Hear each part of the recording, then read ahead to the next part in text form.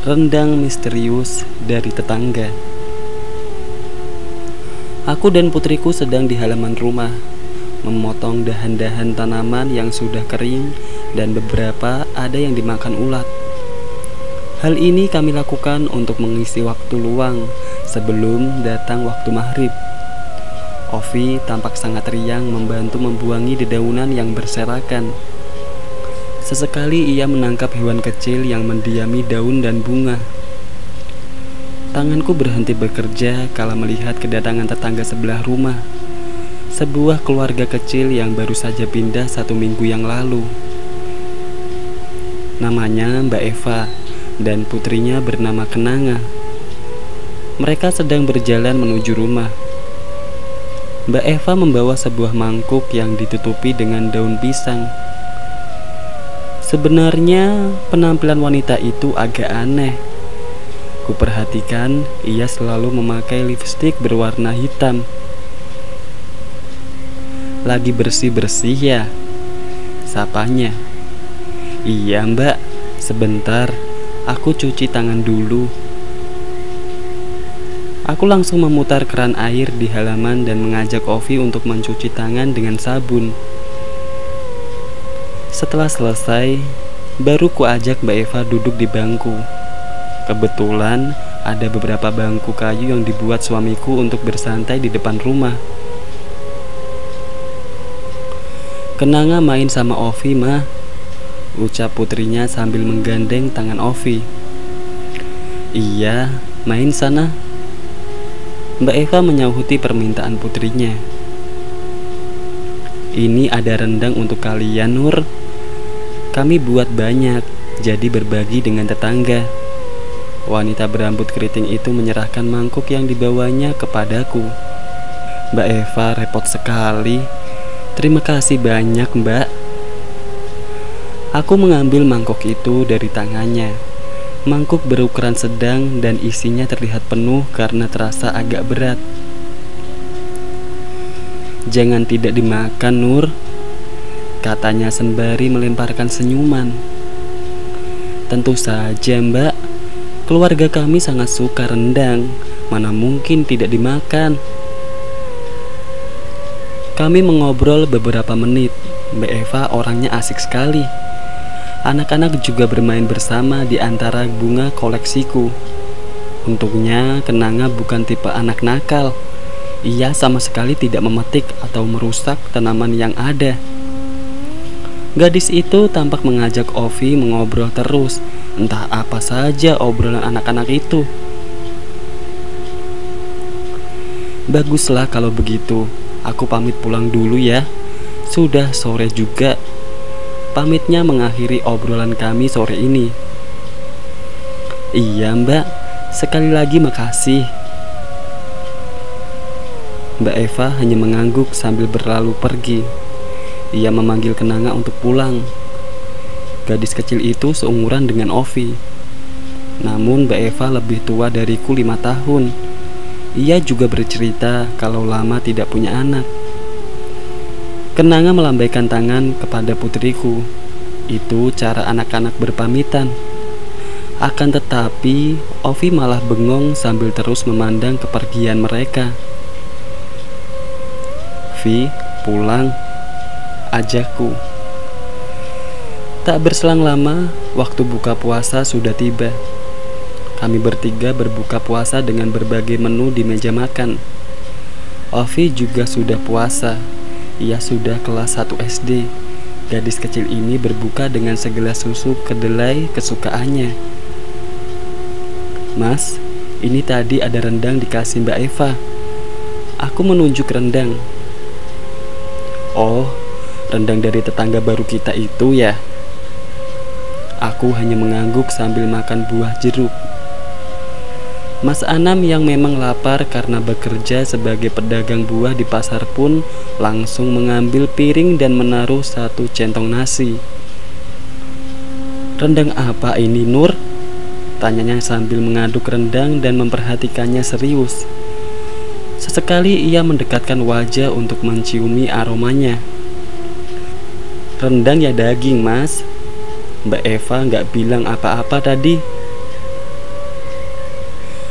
Rendang ini jangan dimakan, Nur. Baunya berbeda, amis sekali.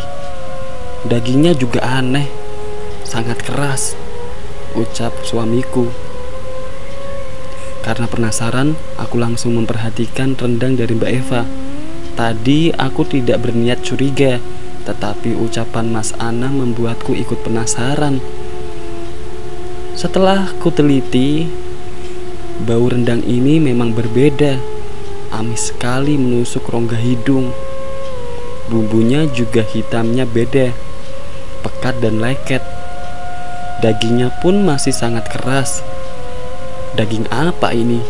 Seratnya sangat padat dan susah dipisahkan. Amis, Ovi nggak mau makan rendang itu. Kak Kenanga saja tidak mau makan masakan rendang mamanya, sahut Ovi sambil menutup hidung. Loh, memangnya kenapa? Kak Kenanga bilang gitu sama Ovi tadi, tanya suamiku heran. Mas Ana memandangku penuh arti. Kami menunggu jawaban dari gadis kecil ini. Ovi menatap tidak suka rendang itu.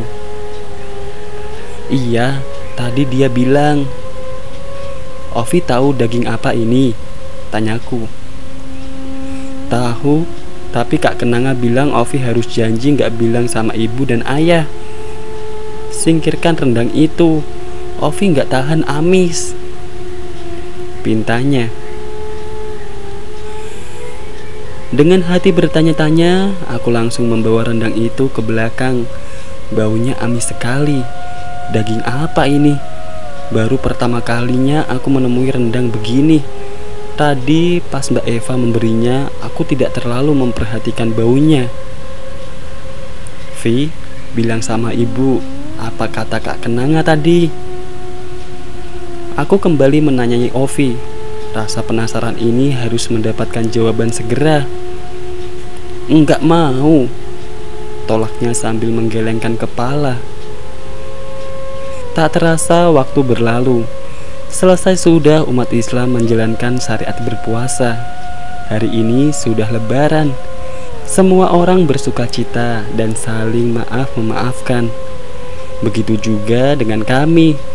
Seusai Lebaran ke semua keluarga, akhirnya kami sekeluarga silaturahmi ke rumah tetangga.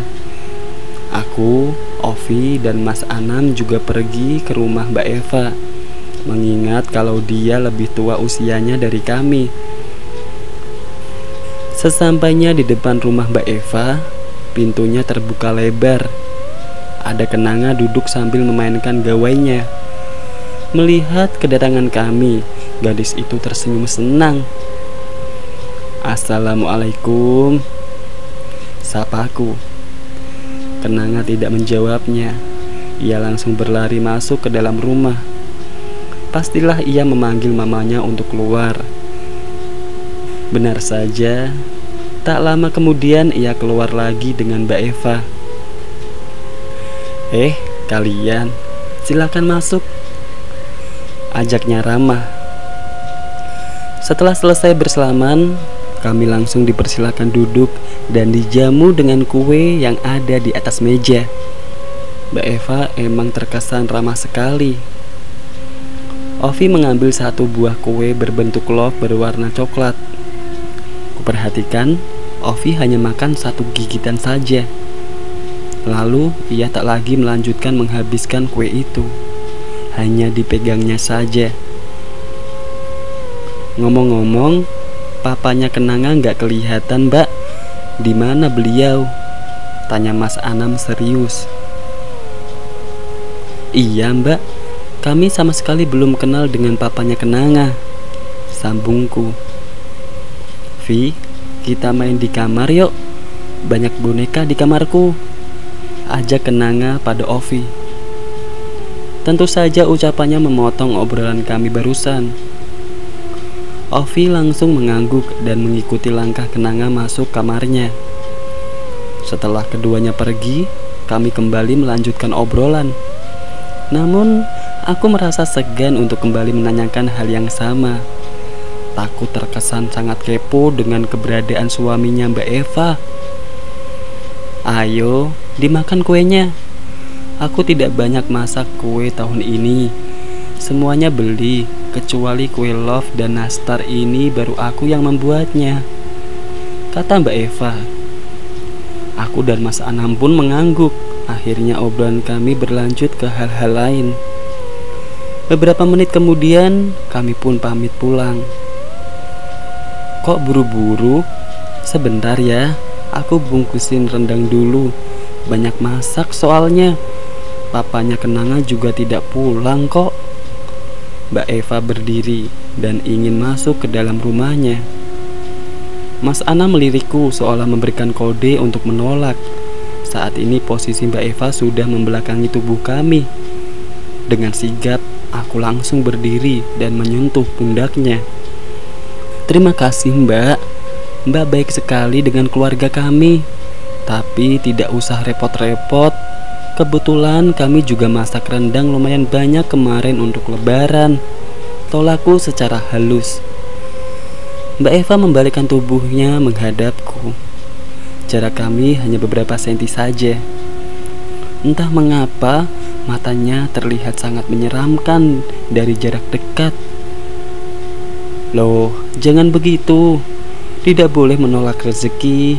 Tunggu sebentar saja ya, paksanya. Akhirnya aku tak bisa berbuat apa-apa lagi. Dengan terpaksa aku mengangguk sembari melayangkan senyum dingin. Wanita itu pergi ke belakang dan aku kembali duduk di sebelah Mas Anam. Ini rendangnya. Tidak ada plastik, jadi aku bawain mangkuk aja. Mbak Eva menyerahkan semangkuk rendang yang ditutupi daun pisang. Aku menerimanya. Semoga saja kali ini rendangnya tidak seperti yang kemarin. Makasih Mbak, kami kemarin buat rendang daging sapi. Kalau boleh tahu ini rendang apa ya? Kali ini aku memberanikan diri untuk bertanya. Sejenak Mbak Eva diam. Ia tidak membalas sepatah kata pun. Ia melayangkan pandangan ke arah dinding seperti sedang memikirkan sesuatu yang pelik. Sama saja Nur, itu daging juga. Singkat sekali jawabannya. Padahal jawaban sempurna yang kuinginkan adalah nama daging yang ia jadikan rendang. Apakah daging sapi atau daging hewan lain? Mbak, tolong panggilkan Ovi. Kami mau pulang, kata Mas Anam. Oh iya, sebentar. Tak lama kemudian Mbak Eva masuk kamar Kenanga dan membawa mereka keluar. Wajah Ovi tampak senang sekali berteman dengan putrinya. Besok-besok kita main lagi, Vi, pesan Kenanga sambil melambaikan tangan. Iya kak, kakak juga main ke rumah Ovi. Ovi punya boneka banyak juga di rumah, balasnya. Iya Vi, kakak mau. Kami bertiga langsung keluar dari rumah itu. Mbak Eva dan Kenanga menatap kepergian kami dengan senyuman ramah. Sesampainya di rumah, Ovi nonton TV sambil makan kue kering dengan Mas Anam. Rendang tadi kuletakkan di dalam kulkas karena memang belum ada niat untuk memakannya. Teringat rendang yang tempo hari ingin muntah rasanya. Vi, tadi main apa saja sama Kak Kenanga? Tanyaku sambil sesekali melirik Mas Anam. Tadi masuk kamarnya, banyak boneka lucu-lucu, tapi cuma sebentar saja di kamar, jawabnya santai. Oh, main boneka aja tadi, timpal Mas Anam. Enggak ya, tadi Ovi diajakin juga keliling rumahnya. Di belakang banyak hewan peliharaan Tante Eva. Ovi juga lihat ada yang gedor-gedor pintu sumur bulat, tapi kata Kak Kenanga itu bukan sumur. Memangnya itu apa, Vi? Ayo, cerita apa aja yang kamu lihat, pintaku. Gak tahu, soalnya Kak Kenanga ngajak pergi sembunyi. Ada mamanya datang ke belakang. Kami ngintip dari samping lemari. Tante mengambil mangkuk dan mengisinya dengan rendang dalam panci. Ada tulang panjang, entah tulang apa yang nongol saat tante mengaduk rendang. Tulang panjang, tegas Mas Anam penasaran. Iya, tulang panjang. Sehabis maghrib, aku ingin pergi ke warung untuk membeli sembako yang akan kami bawa besok pagi ke rumah bibiku di kampung. Jaraknya tidak terlalu jauh, hanya 30 menit mengendarai mobil. Kebetulan kami punya mobil pick up yang biasa digunakan Mas Anam untuk mengangkut buah-buahan dagangan kami ke pasar. Vi, ibu mau ke warung sebentar. Ovi tunggu di rumah saja sama ayah ya. Gadis kecil itu langsung menggeleng. Ia segera berdiri dan mengikuti langkahku. Ikut bu, rengeknya. Dingin anginnya di luar, di rumah saja nak. Nggak mau.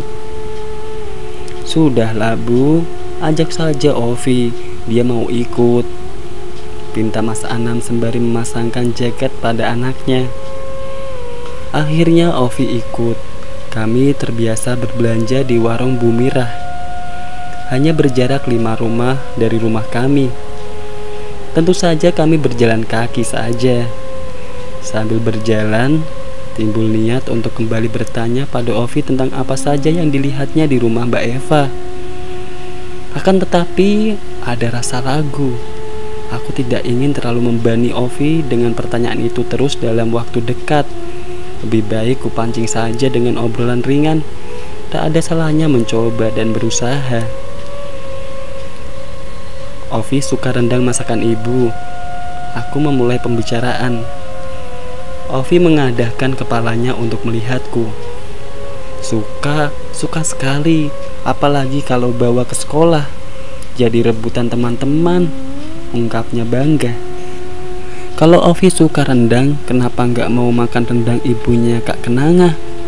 Tanya aku. Enggak lah, Kak Kenanga aja nggak mau makan kok. Kata Kak Kenanga itu daging.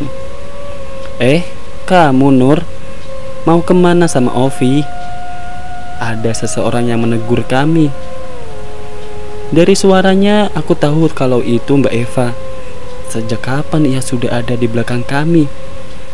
Tak ada terdengar suara langkah kaki sedari tadi. Wah, nggak enak banget kalau Mbak Eva sampai dengar obrolan kami tadi. Kalau sampai itu terjadi, sungguh aku merasa menyesal bertanya. Seharusnya bertanya di rumah saja. Aku langsung memutar badan, diikuti oleh Ovi. Benar saja, Mbak Eva tepat di belakang kami. Jantungku berdebar. Mau ke warung, Mbak? Mbak Eva mau kemana? Aku bertanya balik. Aku tercengang melihat plastik yang ada dalam genggamannya. Apa itu? Sepertinya sesuatu yang lumayan berbobot. Mau pergi ke sana sebentar, Nur? Hei, Ovi cantik. Kapan main sama Kak Kenanga? Ucap Mbak Eva sambil menyentuh gemas pipi Ovi. Besok, Tante. Kak Kenanga juga main ke rumah Ovi. Iya, sayang. Tentu boleh. Selama mereka berdua masih bercanda, aku terus memperhatikan plastik yang dibawanya. Plastik hitam itu bergoyang-goyang sedikit. Apa itu? Aku penasaran. Tapi tidak mungkin menanyai hal itu. Tidak semua hal harus kita ketahui, apalagi masalah sepele sekedar belanjaan atau urusan pribadi. Aku kaget saat kembali menatap Mbak Eva. Rupanya dia sedang memperhatikan arah bola mataku. Mbak, udah lama tadi di belakang kami? Tanyaku berbahasa basi karena gugup. Enggak, Nur. Tadi aku jalannya cepat dan langsung negur saat sudah dekat kalian. Lagian aku juga buru-buru sebenarnya, ucapnya. Loh, Kenanga sendirian di rumah? Iya, gak apa-apa, cuma sebentar. Kenanga anak pemberani, dia tidak penakut. Hanya saja dia tidak mau makan rendang. jawabnya sambil melangkah pergi. Rupanya ia benar-benar buru-buru. Buktinya ia berjalan sangat cepat dan tak sempat lagi berpamitan pada kami. Aku masih berdiri mematung menatap kepergiannya. Entah mengapa masih ada rasa penasaran. "Bu," tegur Ovi. Iya nak. Ayo kita ke warung." Aku kembali berjalan. Warung Bu Mirah juga sudah terlihat dari sini. Untungnya malam ini tidak terlalu ramai di warungnya. Sesampainya di sana, aku langsung memilah barang yang hendak dibeli. Timbul niat iseng untuk bertanya pada Bu Mirah sambil menunggu uang kembalian belanja. "Bu Mirah pernah dikasih rendang gak?" "Rendang? Dari siapa?" Wanita berkacamata ini malah bertanya balik. Sebenarnya pernyataan Bu Mirah membuatku kaget. Seingatku, Mbak Eva pernah bilang kalau ia membagikan rendang juga pada tetangga yang lain. Akan tetapi segera aku sadari tidak mungkin juga kalau ngasih sama Bu Mirah. Rumahnya lumayan jauh juga dari tetangga baru kita yang sebelah rumahku. Mbak Eva namanya. "Oh, tetangga yang rumahnya ada kebun tebu itu?" "Enggak ada. Enggak pernah ngasih apa-apa. Kami sudah 2 kali dikasih rendang sama dia, tapi enggak dimakan. Dagingnya keras, Bu," ucapku jujur. "Hah? Coba besok siang kamu bawa ke sini rendangnya. Aku mau lihat dulu, soalnya pernah dapat cerita dari orang. Besok saja aku ceritakan." Bu Mirah berkata sambil menyerahkan kembalian uang belanjaku. "Baiklah, besok aku kesini, tapi sepulang dari kampung ya." Bu Mirah hanya menjawab dengan anggukan kepala. Saat keluar dari warung, kulihat Ovi sedang mencuci muka di keran milik Bu Mirah yang terletak di depan rumahnya. "Nak, kok cuci muka?" tanyaku. "Bu, beliin Ovi sabun mandi," teriaknya. "Kita pulang saja, Vi. Cuci muka di rumah aja ya." Aku mencoba membujuk gadis ini, namun ia menolak tegas dengan sikapnya. "Enggak mau. Mau cuci di sini aja. Ibu beliin sabun sekarang," perintahnya sambil merengek. Mengapa Ovi bertingkah aneh begini? Tak biasanya anak ini begini. Aku jadi tambah bingung sebenarnya apa yang terjadi. Bersambung.